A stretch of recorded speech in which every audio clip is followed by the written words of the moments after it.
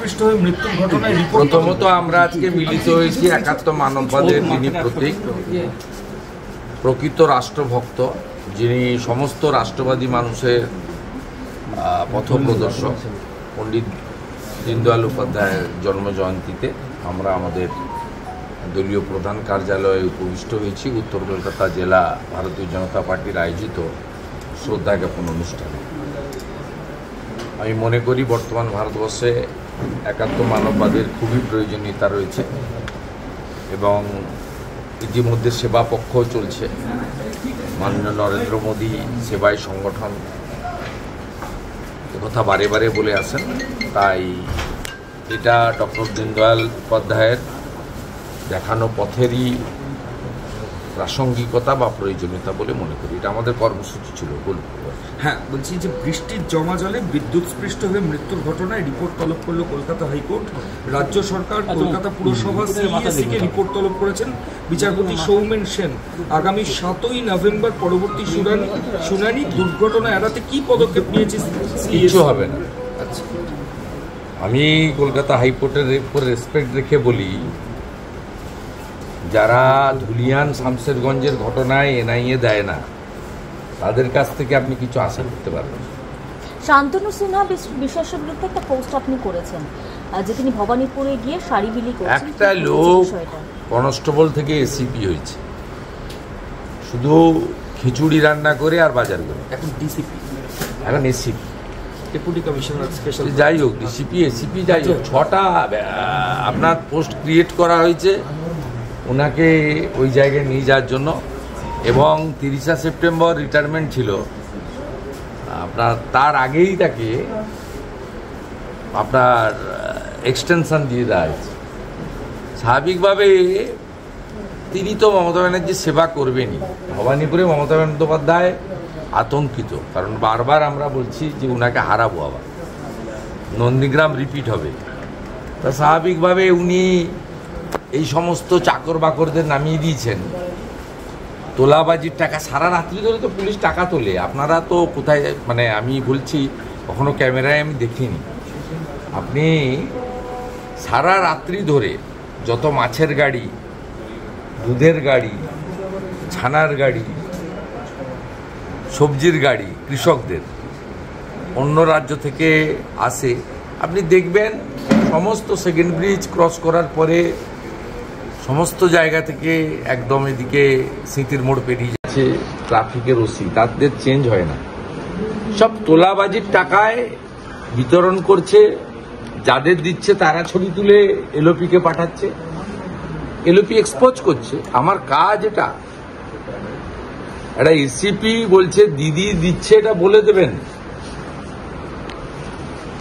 এটা বলতে পারেন নাকি? উনি উনার রোজগারের টাকায়, বেতনের টাকায় দুর্গাপূজা আসছে। পশ্চিমবাংলায় তো চাকরি নাই, বাকরি নাই। একটা 250-300 টাকার কাপড়, একটা 400 টাকার তারপলিন, একটা 200 টাকার কম্বল, একটা 150 টাকার মশারির জন্য হুড়োহুড়ি করে লোক নেওয়ার জন্য। মানে এখানকার অর্থনৈতিক অবস্থা, পুলিশ ওয়েলফেয়ার বোর্ডের না ওয়েলফেয়ার বোর্ড তো মালুনগুলি। উনি ACP Kalighat, as well as Kalighat থানার আইসি। তিনি মুখ্যমন্ত্রীর সবচেয়ে ঘনিষ্ঠ, সবাই জানেন। তিনি সিভিল ড্রেসে থাকুন, যাই থাকুন, তোলাবাজির টাকায় কাপড় বিতরণ করছেন ভবানীপুরে। মূলত হিন্দু এলাকায় গিয়ে গিয়ে বলছে দিদি দিয়েছেন, এটা ওনার পাশ থেকে কেউ একটা বলছে দিদি দিয়েছে, এটা ইয়াদ রাখনা। সম্ভবত ওরা হিন্দিভাষী লোকজন ছিল, ইয়াদ রাখনা মানে এরা মনে রাখবে, মানে 6 মাস পরে মুখ্যমন্ত্রীর ভোট আছে। তো পরিষ্কার, তো আর মানে চাপা দেওয়ার কিছু নেই। দাদা, আপনি বললেন যে নন্দীগ্রামে রিপিট হবে ভবানীপুরে। হ্যাঁ, আপনি কি তাহলে এবার ভবানীপুরে না, আমাকে দাঁড়াতে হবে কেন? ভারতীয় জনতা পার্টি ব্যক্তিবাদে বিশ্বাস করে না। আর আমি এগুলো জেনেই বিজেপিতে এসেছি 5 বছর, 5.5 বছর আগে। নিষ্ঠার সঙ্গে কাজ করেছি, কোথাও কখনো ব্যক্তিবাদের পক্ষে বলি না। পার্টি যে অ্যাসাইনমেন্ট দেয় করি, এবং আমার অ্যাসাইনমেন্টের বাইরেও আমি নাক গলাই না। আর বিরোধী দলনেতার নিজস্ব কিছু দায়িত্ব রয়েছে, সে সম্পর্কে আমি খুব সচেতন। আমি 4.5 বছর ধরে সেই কাজটা করে আসছি। আমার দায়িত্ব সম্পর্কে মুখ্যমন্ত্রী সবার হতে পারেননি, কিন্তু বিরোধী দলনেতা সামান্য ক্ষমতা, তার মধ্য দিয়েও আমি চেষ্টা করি, I raise my voice. Social media platform বলুন, electronics media mainstream media platform বলুন, ইনসাইড দ্য অ্যাসেম্বলি বলুন, আউটসাইড দ্য অ্যাসেম্বলি বলুন, যে কোনো ডিজিজ ভিকটিমের বাড়িতে যাওয়া বলুন, আই এম ওয়ার্কিং। আমি মনে করি আমার লিমিটেশনের মধ্যে আই এম ওয়ার্কিং সিনসিয়ারলি। এটা আমার কাজ, আমি এটা করেও যাবো যতক্ষণ আমি so long I am holding this post. কিন্তু বিষয়টা হচ্ছে যে ভবানীপুর সিটটা তো বিজেপির সিট। বিজেপি যখন 18% ভোট পাচ্ছে, মাত্র 2 এমপি জিতছে, তখন বিজেপি ভবানীপুর থেকে তথাগতরাই লিড নিচ্ছেন 2014 সালে। এবং 2019 সালে যখন বিজেপি 18টা সিটে জিতছে, তখনও ভবানীপুর থেকে মাত্র 2000-2500 ডিফারেন্স। মমতা ব্যানার্জি নিজের বুথে হারছেন মিত্র ইনস্টিটিউশন। ঠিক একইভাবে 2024 সালে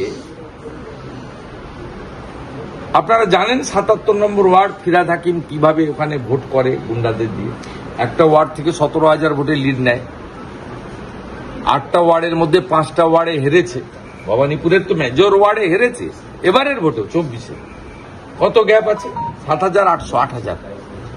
এসআইআর হওয়ার পরে চেতলার ওইসব অবৈধ বাংলাদেশি মুসলমান রোহিঙ্গাদের নাম বাদ যাওয়ার পরে, যে অবৈধ সব ভোটার আছে, মৃত ভোটার বাদ যাওয়ার পরে ওখানে ডিফারেন্স থাকবে না, কোনো ডিফারেন্সই থাকবে না।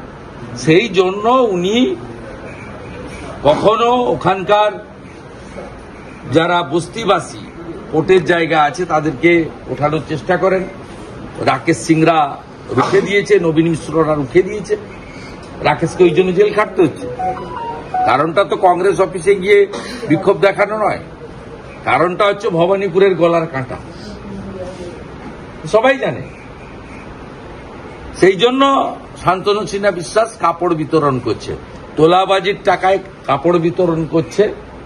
নিয়ে নিন, আরো যা আছে মালকুড়ি এদের বেরিয়ে যাক, বদরক্ত বের করে দিতে হবে, মমতাকে হারাতে হবে। আমডাঙ্গার তৃণমূল বিধায়ক সম্প্রীতির বার্তা দিচ্ছেন রফিকুল ইসলাম। আমডাঙ্গার তৃণমূল বিধায়ক রফিকুল ইসলাম সম্প্রীতির বার্তা, ভয়ঙ্কর কথা বলছে, বাংলাদেশের ইউনুসের মতো বলছেন যে বলছে অন্য ধর্মের মাইক বাজলে দুর্গাপূজার মাইক। আরে রফিকুল সাহেব, বলে রাখলাম, দুর্গাপূজার সমস্ত চণ্ডীপাঠ, পুষ্পাঞ্জলি, ঢাক কখন বাজবে, শঙ্খ কখন বাজবে, ঘণ্টা কখন বাজবে, কাঁসর কখন বাজবে, কখন মন্ত্র উচ্চারণ হবে, এটা রফিকুরের কথায় হবে না। এটা পঞ্জিকাতে যেমন যেমন লেখা আছে হবে। আপনি সাউন্ড কমাবেন না বাড়াবেন আপনি ঠিক করুন।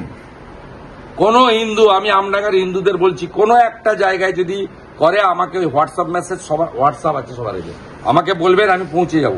কলকাতায় থাকলে 1 ঘন্টায় পৌঁছে যাব, দূরে থাকলে 2-3 ঘন্টা দেবেন, আমি পৌঁছে যাব।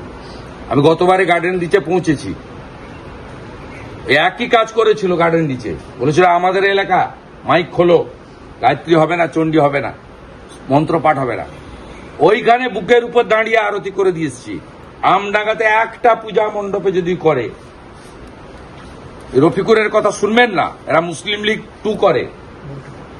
এবং কখন ঘন্টা, কখন কাসর, কখন শাক, কখন মন্ত্র উচ্চারণ মাইকে হবে, রফিকুর ঠিক করবে না।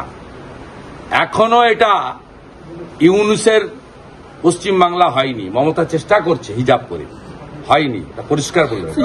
পরীক্ষার এক্সাম রেজাল্টটা বেরিয়েছে, 2.5% মাত্র পাস করেছে, মানে ইতিহাস এটা, এত কম পাস না, পাস করাবে না, পাস করাবে না। তার কারণ চাকরি দিতে হবে, টাকা নেই।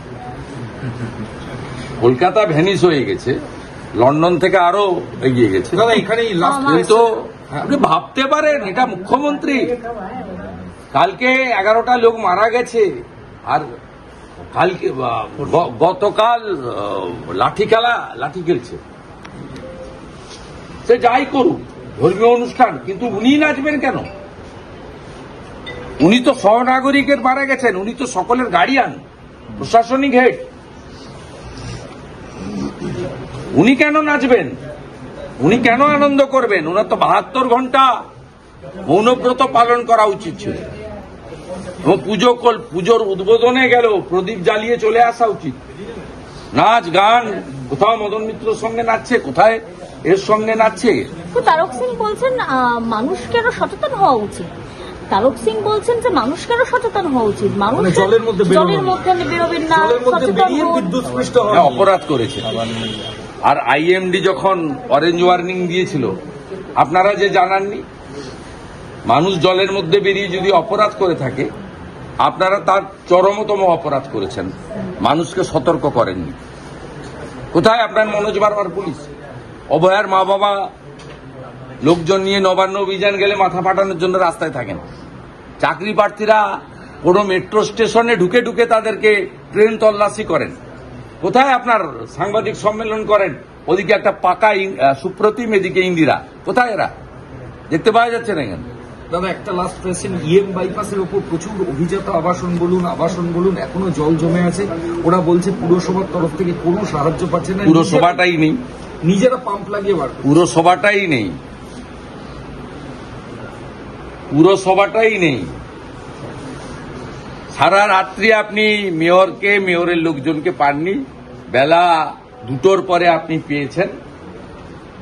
তো খিঁচ মেরি ফটো। দাদা, কলকাতা হাইকোর্ট রিপোর্ট তলব করলো, বৃষ্টির জমা জলে বিদ্যুৎ পৃষ্ঠ হয়ে মারা গিয়েছে, কলকাতা হাইকোর্ট রিপোর্ট তলব করলো। রাজ্য সরকার, কলকাতা পুরসভা এই রিপোর্টই তলব করে, কিছু করে না।